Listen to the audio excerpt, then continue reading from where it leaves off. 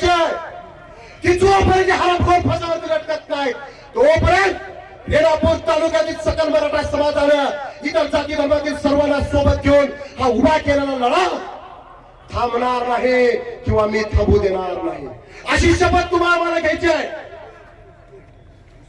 आज या ठिकाणी आम्ही शांततेच्या मार्गाने मोर्चा काढून सरकारला निवेदन देतोय आणि आज ही तुमच्या सर्वांच्या वतीनं एक सरकारला मी शेवटचं सांगतोय, आम्ही फक्त रेणापूर तालुक्यातले 4 शांततेचे आंदोलन करू। किती? 4।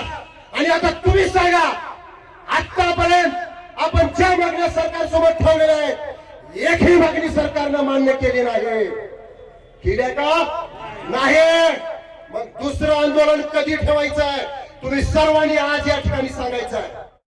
कैलासवासी संतोष देशमुख यांच्या खून प्रकरणातील आरोपींना तात्काळ फाशी देण्यासाठी आज आपण हा मोर्चा काढलेला आहे।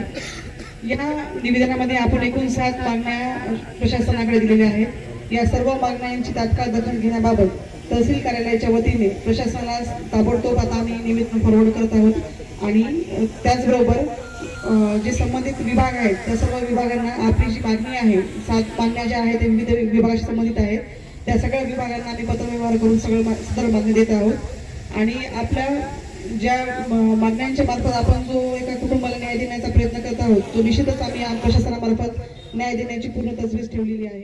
आजचा